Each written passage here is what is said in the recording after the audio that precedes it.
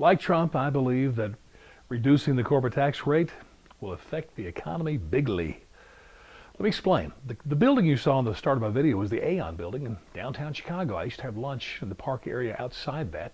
Beautiful, beautiful building. You can see it from any direction. Big old tall white building. It's a truly Chicago company.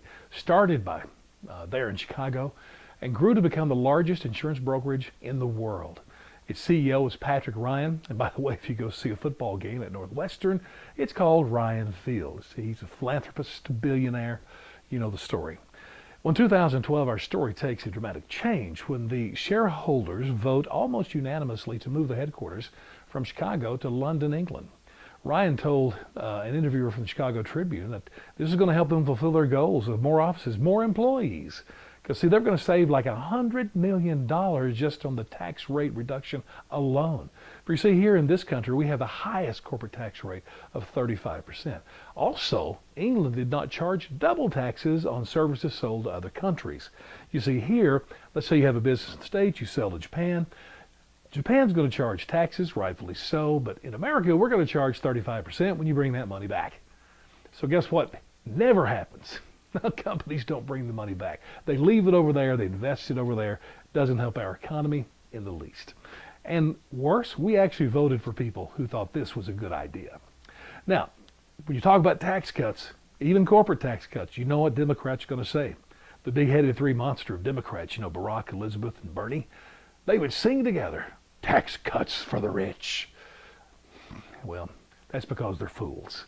You see, CEOs are about growth. They want to gain market share, open new markets, have new products and services, new facilities, more people. That's what success is in business. I mean, do you realize that Barack, Elizabeth, and Bernie, do you know how much time together they spent managing a business, even a department in a business? Nothing. You know how much time they spent sweating and crying over a profit loss statement of a business that they were responsible for? None. So don't listen to what they're saying because they're fools. I'm sorry, they are. Now, is this the answer for all of our economic problems? Of course not. This is dealing with big Wall Street companies, but it's a great start. And of course, when you reduce taxes on the big business, you're doing it on the small too.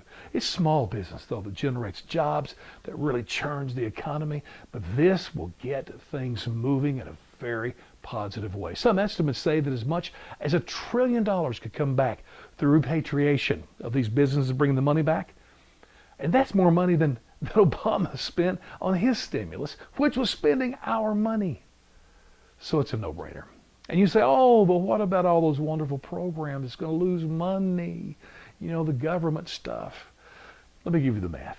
Would you rather have 35% of $100 or 10% of $500? I'll answer it for you. Would you rather have $35 or 50? Well, you'd rather have 50, yet the rate was much lower, 10%. But see, there's more business, more economy, and that's the principle by allowing these businesses to invest their money rather than turning it over to the government. That's the point. So Republicans, work with Trump. Let's get this deal done.